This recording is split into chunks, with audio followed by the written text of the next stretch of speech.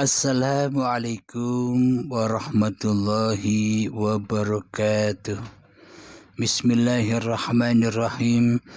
Ashhadu an la ilaha illallah wa ashhadu anna Muhammadar Rasulullah. Allahumma salli ala sayyidina Muhammad wa ala ali sayyidina Muhammad.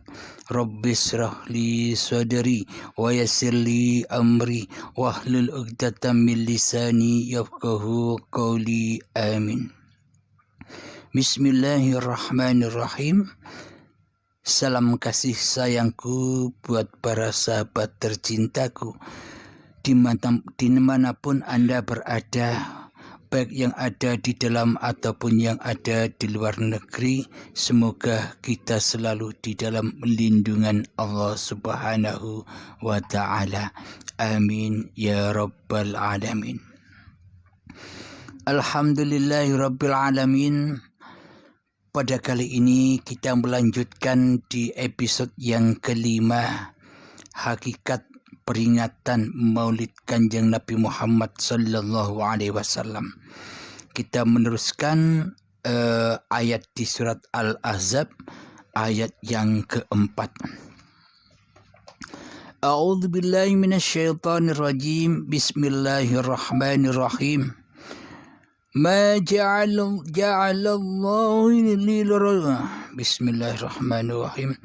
Ma ja'alallahu lirajulin min qalbayni fi jawfihi. Mohon maaf, mata agak belerang ini. Wa ma ja'ala azwajakum allati tudahiruna minhunna ummahatikum wa ma ja'ala ad'iyaakum abna'akum Dzalikum qawlukum biafwahikum wallahu yaqulul haqqa wa huwa yahdis sabil. Sadaqallahul azim. Artinya, Allah tidak menjadikan bagi seseorang dua hati dalam rongganya, dan Dia tidak menjadikan istri-istrimu yang kamu zihar itu sebagai ibumu, dan Dia tidak menjadikan anak angkatmu sebagai anak kandungmu sendiri. Yang demikian itu hanyalah perkataan di mulutmu saja. Allah mengatakan yang sebenarnya dan Dia menunjukkan jalan yang benar. Sadaqallahul azim. Makna dalam ayat ini yakni di dalam hati kita ini tidak mungkin ada dua Tuhan, ada dua penguasa. Bila yang jadi Tuhan di hati kita iblis dan setan, bila di dalam hati kita yang jadi Tuhan hanyalah hawa nafsu kita sendiri, maka pasti Allahnya gaib, maka pasti Allahnya tiada, maka pasti Allahnya ora wujud, maka pasti Allahnya tidak hidup, maka pasti Allahnya tidak kuasa di hati kita. Jadi di hati kita hanya ada satu penguasa. Bila di dalam hati kita Allah yang menjadi penguasa manusianya, maka kuasa diri manusianya sudah hancur lebur. Maka kehidupan manusianya akan hancur lebur. Maka keberadaan manusianya di hati akan hancur lebur. Yang ada hanyalah singgasananya Allah saja. Hati yang demikian ini bisa diperoleh dengan sangat singkat dan tolnya, ya ada pada baiat. Bila Anda mencari sendiri, berlatih sendiri, silahkan. Butuh berapa puluh tahun Anda, silahkan dijalaninya. Alhamdulillahirabbil alamin. Kita lanjutkan ayat yang kelima. Bismillahirrahmanirrahim. Sebentar.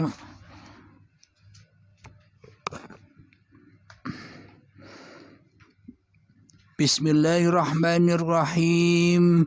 Ud'uuhum li'abaihim huwa aqsatu 'indallah fa in lam ta'lamu aba'ahum fa ikhwanukum fid dini wa mawalikum وليس عليكم جناح فيما أخطأتم به ولكن ما تعمدت قلوبكم وكان الله غفورا رحيما.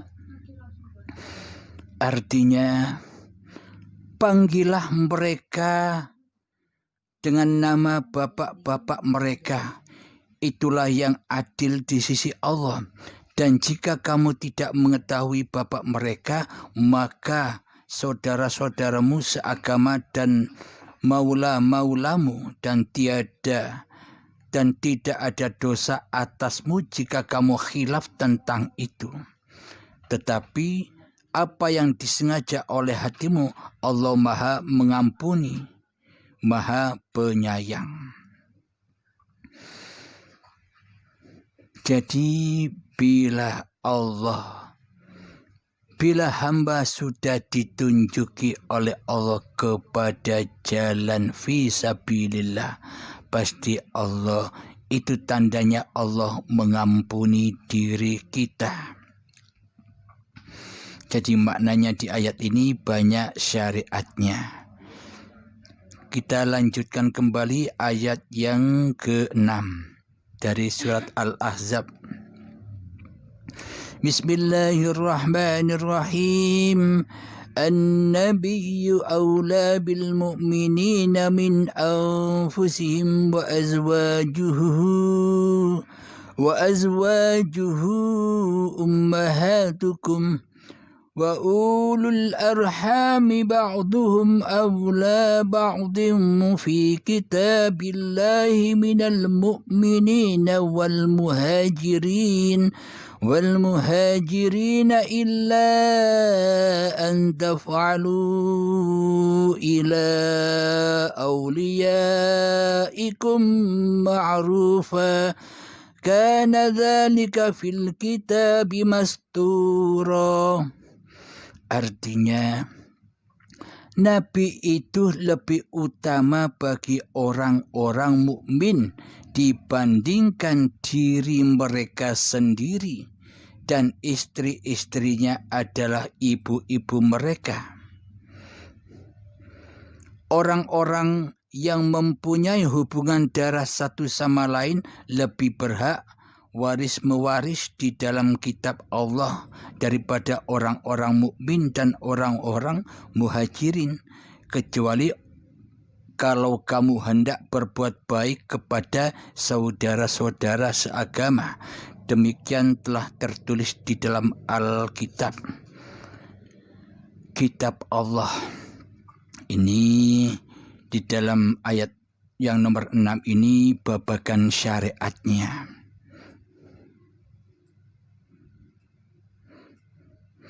Kita lanjutkan lagi.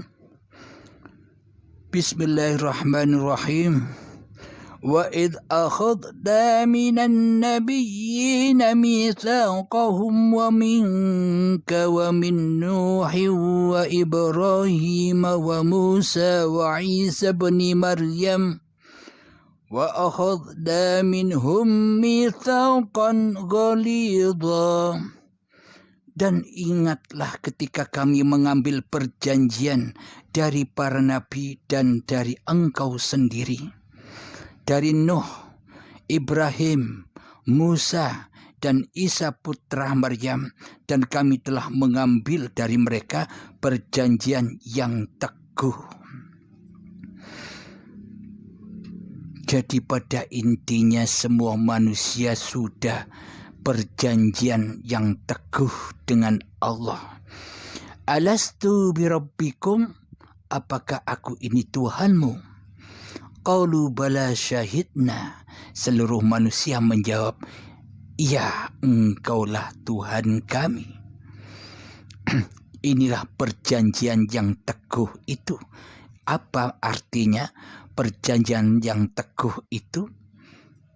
Perjanjian yang teguh itu adalah kita diutus kembali beriman kepada Allah daripada kita beriman kepada iblis dan setan yang ada di dalam hawa nafsu kita sendiri selama ini. Jadi iman yang teguh, takwa yang teguh itu adalah manusia-manusia yang sudah dituhani oleh Allah, manusia-manusia yang sudah dikuasai oleh Allah. Itulah tanda manusia utusan Allah. Jadi keberadaan para nabi dan para rasul itu untuk contoh yang wajib kita ikuti jejak-jejaknya, wajib kita aplikasikan di dalam kehidupan sehari-hari, di dalam apanya, baik dohir dan batinnya. Jadi kelihatan dohirnya sholat, batinnya juga sholat. Batinnya menghadap kepada Allah, jangan menghadap kepada dunia. Berarti bila ketika badan ini sholat, hati menghadap dunia, yang diingat hanya dunia, yang dilihat hanya dunia di hati kita, berarti Tuhannya selama ini bukan Allah, tapi dunia. Berarti selama ini kan kita tidak sadar bahwa kita selama ini sungguh tersesat jalannya. Hatinya tersesat, bro. Badannya kelihatannya mengikuti syariat-syariat yang diajarkan Kanjeng Nabi Muhammad, tapi hatinya selama ini kita tidak mengikuti jejak para nabi dan para rasul, yakni hati selalu mentauhidkan Allah, hati selalu mengesahkan Allah, dan hati tidak mensekutukan Allah dengan diri manusianya. Jadi Muhammad itu pun bernama Ahmad. Ahmad bila mim, Ahmad tanpa mim, yakni ahad. Jadi ahadkanlah dirimu kepada Tuhanmu, yakni bukan mengahadkan seperti manunggaling kaula Gusti. Manunggaling kaula Gusti itu seakan-akan hamba dan Tuhan bersatu. Bukan begitu maksudnya. Mengahadkan itu manusianya kembali kepada asalnya. Bukan manusia menyatu kepada Tuhannya.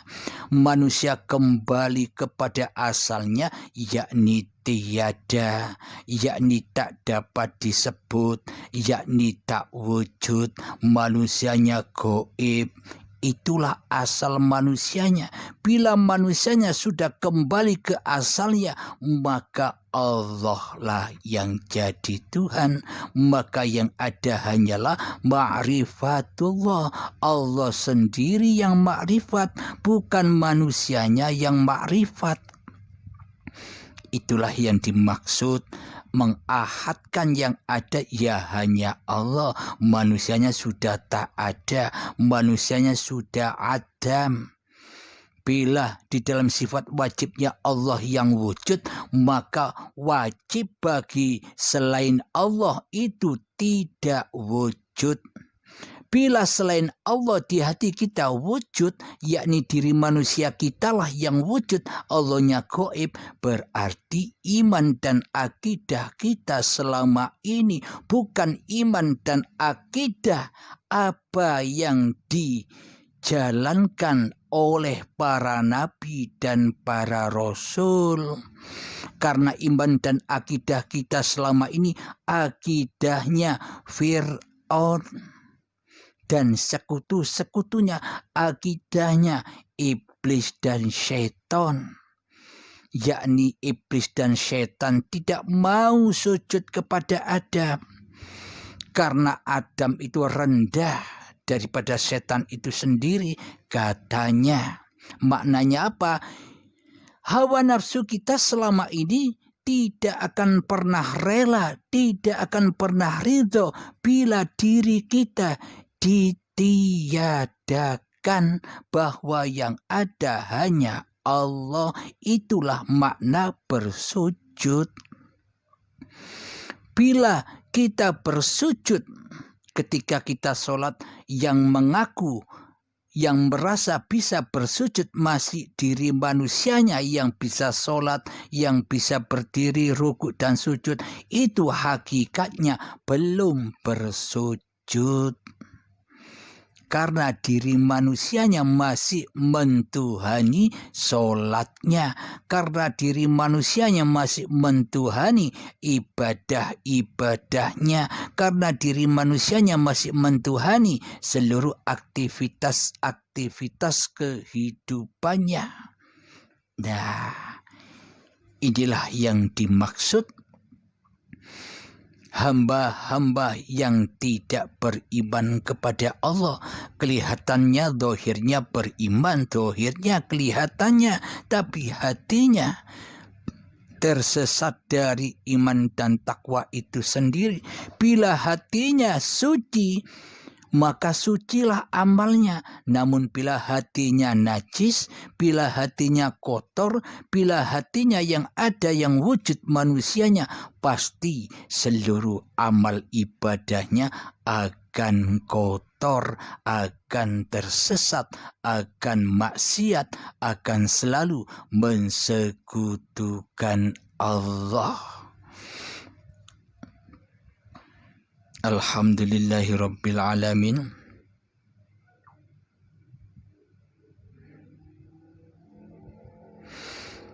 Ayat yang ke-8 dari surat Al-Ahzab kita lanjutkan di episode yang ke-6 yang akan datang. Alhamdulillahirabbil alamin.